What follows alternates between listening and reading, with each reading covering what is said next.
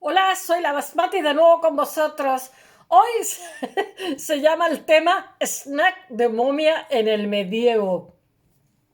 Dice Mark Twain en un libro suyo: no voy a hablar de ferrocarril egipcio, ya que es como cualquier otro ferrocarril. Me limitaré a decir que el combustible que utiliza para la locomotora se compone de momias de 3000 años, compradas a este propósito a tanto la tonelada en los cementerios, que a veces se escucha al maquinista profano exclamar con voz malhumorada: vaya con estos plebeyos que no se queman, no valen un centavo, mejor pásame un noble. Bueno, lo hizo como un chiste, pero acabó calando como si fuera de verdad. Hay gente que dice que sí, que era cierto, no lo sabremos nunca. No sabremos si era una ironía o realmente que estaba queriendo decir algo. Bueno, este pequeño relato publicado de Mark Twain, publicado en Los Inocentes en el extranjero. Él estuvo de viaje de verdad en 1869, editado también con un título de Un Yankee en Europa, Camino de Tierra Santa. Es una obra conocidísima. Sirvió para generar la creencia de que las momias egipcias realmente eran efectivamente utilizadas como combustible en los trenes de vapor. Yo sí que he oído que sí que se usaban. Bueno, pero hoy vamos a hablar de las momias egipcias que se comían. ¡Qué peor! Y la comieron reyes. Y además, os voy a decir una cosa: este hábito de comer, que es un tipo de canibalismo, pues lo usaba Francisco I de Francia, no sé si era Francisco, Carlos II de Inglaterra, porque tuvo convulsiones y se lo mandó el médico. Sin embargo, había otros médicos que decían que era reacio. Pero en la Edad Media se utilizaba para el mal de amores, para la peste bubónica, comer momia egipcia. No os podéis imaginar. Pero bueno, esto también procede de un equívoco, y ahora os lo contaré, que es un producto, me parece que es un betún derivado del alquitrán, que se llama mumi, como en inglés momia, y bueno, que al final se convirtió en la parte por el todo. Pero incluso en la época, no solamente se consumía momia durante el medievo, que viene a ser del siglo V al siglo XV, sino que después prosiguió en el Renacimiento, prosiguió con lo ilustrado y prosiguió en la época de Isabel II, o sea, no, Isabel II, la nuestra, de Queen Victory, la reina Victoria, la época del esplendor del imperio inglés, o sea, y realmente desenrollar, compraban muy bien y las desenrollaban y era como, uff, qué divertido. Y eso se siguió haciendo incluso hasta principios del siglo XX. Incluso hay una nota de un farmacéutico alemán que está reclamando polvo de momia. Pero claro, llegó un momento en que esta importación de cadáveres, en la cual se hacía polvo y se tomaba para todo, incluso se snifaba, pues llegó un momento en que se acabaron las momias.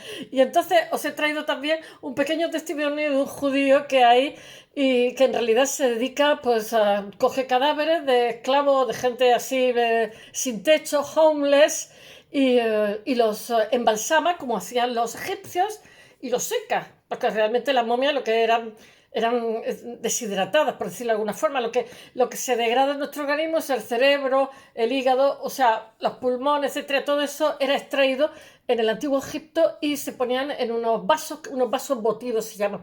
El Egipto, a raíz del tema de las momificaciones, se aprendió muchísimo de medicina, tenían una medicina muy desarrollada, sobre todo porque ellos vieron durante una época antes de la momificación que los cadáveres que eran enterrados en el desierto se momificaban. Y entonces, a raíz de eso, empezaron a desarrollar muchísimo la medicina y la desarrollan bastante, eran unos médicos fantásticos. Bueno, esta creencia fue tan extendida que incluso en la revista Scientific American, en un número de 1859, estamos con Mark Twain, esta información la he sacado del Museo Antropológico de Chile. Me ha parecido muy interesante. Estoy leyendo National Geographic, montones de cosas. Y de todas me he quedado con algo porque me he quedado con que es curioso, pero cuando los colonizadores iban a lugares desconocidos y veían que comían cadáveres o comían humanos, pues entonces era como una justificación para esclavizarlos, ¿no? Entonces, en el caso de España, que yo creo que es bastante desconocido el tema de la colonización, aunque muchos piensen lo contrario, porque la reina Isabel, la católica, Isabel de Castilla, pues que confió, digamos, consiguió dinero de un judío que era muy amigo de ella, que se llamaba Santángel, que era un judío valenciano para la aventura América. Entonces, Colón maltrató a los indígenas que tenía y entonces fue encadenado, no sé si en el segundo o tercer viaje, de vuelta a España y juzgado y todos sus bienes le fueron confiscados. Murió en la total pobreza y estaba bien, tenía buen patrimonio. Pero todo eso fue porque España no quería de ninguna manera el maltrato. Claro que eso es incontrolable, me vais a decir, pues sí, es incontrolable.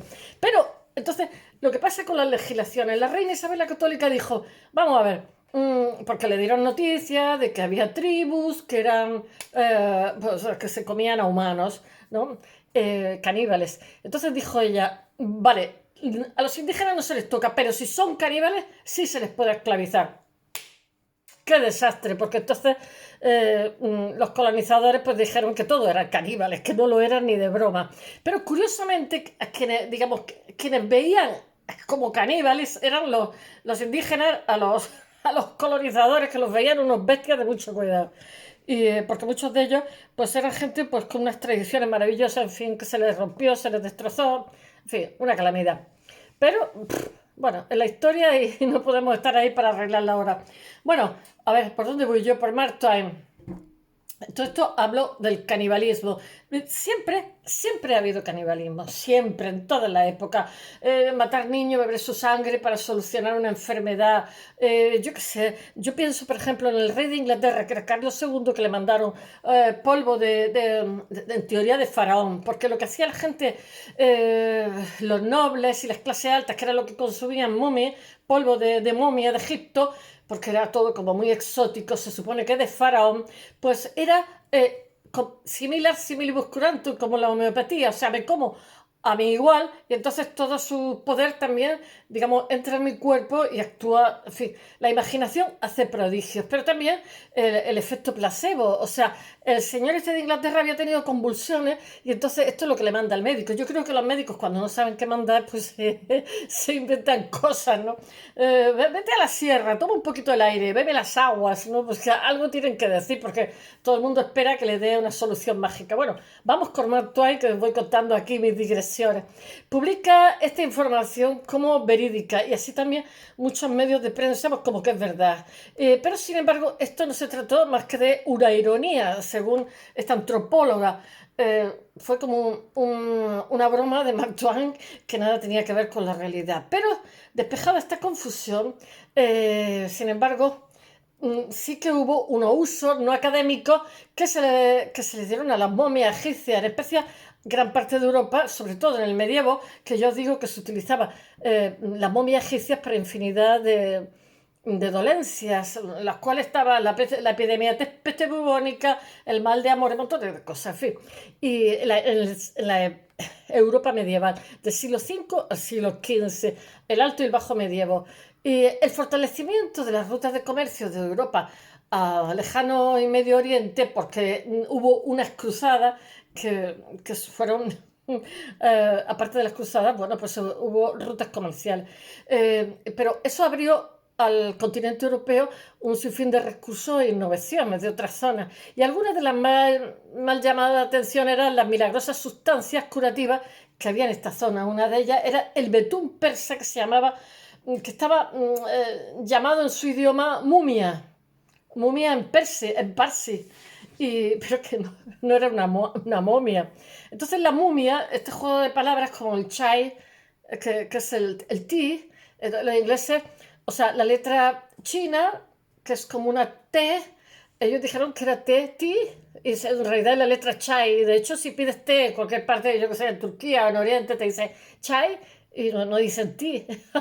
Bueno, el persa era mumia. Y entonces la mumia era un aceite derivado del alquitrán que se le decía que tenía muchísimas cualidades, pues que, yo qué sé, no sé, tengo que leerla. Corta la hemorragia, cicatriza heridas, trata catarata. La miel también tiene muchas cualidades. Sirve como alimento para la gota, cura el dolor de muela y el catarro crónico, alivia la fatiga. Os estoy hablando del aceite mumia. Alivia la fatiga al respirar, corta la diarrea, corrige los desgarros musculares, endereza las pestañas que molestan al meterse dentro del ojo. Bueno, para esto servía la mumia. Pero aquí hubo una confusión, me parece que se llama metonimia, que es la parte por el todo, ¿no? Es como cuando los españoles decimos Kleenex. Kleenex es una marca de pañuelo de papel. Hay muchas marcas de pañuelo de papel, pero ya se quedó la parte por el todo, ¿no? Dame un Kleenex. O sea, en vez de dame un pañuelo de papel de marca Kleenex o de marca no sé qué, pues ya se ha quedado ahí una metonimia. Bueno, pues aquí pasó algo parecido. Mumia, que era una palabra persa, se acabó asociando a momia. Y por un malentendido que terminó por convertirse en uno de los peores errores de la historia. Entonces los viajeros escribían mumia y los otros entendían que era momia. Mumia a los betules y a los aceites que observaron sobre los cuerpos embalsamados del antiguo Egipto, lo que pronto derivaría en la palabra mumia con dos M's y no una sola M, que entonces pensó todo el mundo que lo que tenía unos grandísimos efectos curativos medicinales era pues las momias de Egipto y no un aceite derivado del alquitrán o yo no sé qué demonio, que era de la zona de Persia y no sé dónde. Bueno, esto fue la puerta de entrada para el comercio a gran escala del... Mirad, hoy día, o sea, una cena divertida en la época victoriana era todo con muchísimo lujo y una momia que se había comprado en Egipto y se desenrollaba y todo, ¡guau! ¡Qué divertido!, ¿no? Bueno, pues hoy día todavía las momias, ahora mismo en el mercado negro, por decirlo de alguna forma, factura al año unos 3.000 millones de dólares, para que os hagáis una idea. O sea, por supuesto, los egipcios siempre están diciendo, como os he contado, que por favor, que no compren de manera ilegal o oscura, pero el hecho real es que las momias tienen mercado y tienen mucho morbo. Antes y ahora no se ha dejado de hacer eso, aunque antes era muy normal que en una cena tuvieran como postre, como atracción, desenrollar una momia. Ya me diré.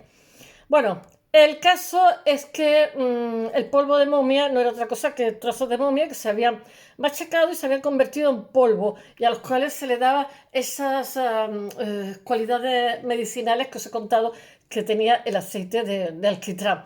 Y entonces eran esnifados, ingeridos, mezclados con miel, con licores o solo agua, o incluso, pero vamos, si estabas convencido de que te iba a transformar o que te iba a quitar la enfermedad, pues no había más que hablar. Incluso eran directamente comidos los trozos de cadáver embalsamado. ¡Ah! ¡Qué horror! Bueno, la alta aristocracia, los comerciantes adinerados, incluso los reyes, como Francisco I de Francia 1494-1447 y Carlos II de Inglaterra, tomaban momia. Y llevaban siempre consigo una bolsita de polvo de momia. Era como chic.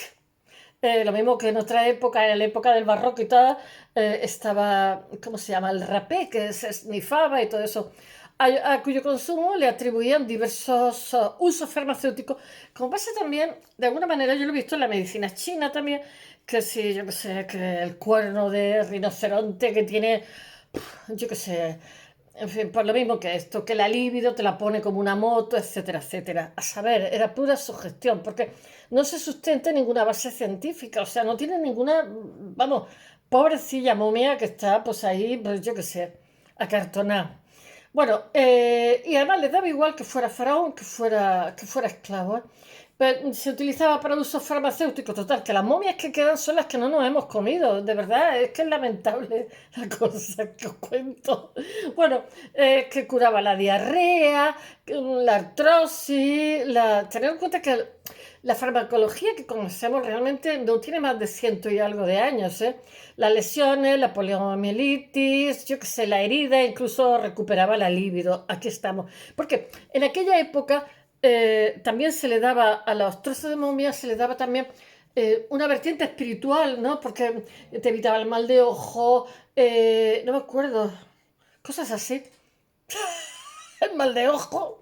Bueno, traer a Egipto una momia momificada para que te quite el mal de ojo, pues no sé yo. Bueno, porque eran muy espirituales, tenían unas vertientes muy espirituales. El consumo de polvo de momia fue tan popular que rápidamente se desarrolló un amplio comercio de momias con Egipto. Y a Europa quedaba, dada la alta demanda, derivó en un comercio de falsas momias, obviamente. Es decir, se embalsamaba con las mismas técnicas del antiguo Egipto, pero se hacía reciente, no tenían 3.000 años de antigüedad los pobres cadáveres. No sé yo si serían igual de curativos, porque si se morían enfermos, no sé. Y después te comías eso, a saber, cadáveres frescos generalmente de esclavos que eran comercializados como momias originales. En el siglo XVI hay un médico francés que se llama Ambroise Paré, que es considerado uno de los padres de la cirugía moderna. Es totalmente contrario al tema este de las momias, le parece una tomadura de pelo que para qué, le parece un fraude, y él escribe: un día hablando con Guy de la Fontaine, médico célebre del rey de Navarra, y sabiendo que había viajado a Egipto y la Berbería, le rogué por favor que me explicase lo que había aprendido sobre la momia, y me dijo que estando en el año 1564 en la ciudad de Alejandría de Egipto, se había enterado que había un judío que traficaba con momias. Fue a su casa y le suplicó que le enseñase los cuerpos momificados. De buena gana lo hizo, y abrió un almacén donde había varios cuerpos colocados uno encima de otro. Le rogó que le dijese dónde había encontrado esos cuerpos y se hallaban como habían escrito los antiguos en los sepulcros del país. Pero el judío se burló de esta impostura, se echó a reír asegurándole y afirmando que no hacía ni 4 años que aquellos cuerpos, que eran de unos 30 o 40, estaban en su poder, y que los preparaba él mismo, y que eran cuerpos de esclavos y otras personas. Le preguntó de qué nación era, si lo habían muerto en una mala enfermedad como lepra, viruela, peste, o el hombre respondió que no se preocupaba de ello, fuera de la nación que fuera, y hubiera muerto de cualquier muerte imaginable, ni tampoco si era viejos o jóvenes, varones o hembras, mientras los pudiese tener o no, o no se les pudiese reconocer cuando los tenían balsamados. También dijo que se maravillaba mucho de ver cómo los cristianos apetecían tanto comer los cuerpos de los muertos.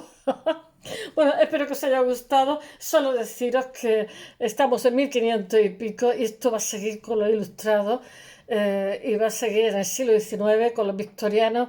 O sea, esto no paró, no paró. A principios del siglo XX parece que paró porque a la gente le desagradaba esa cosa tan chic de desenrollar una momia. Bueno, pero se siguen comprando hoy muchísimo en el mercado negro, ¿eh? Y constituye, ya os he dicho, una facturación de 3.000 millones de dólares, que es muchísimo dinero. Bueno, espero que os haya gustado y hasta mañana.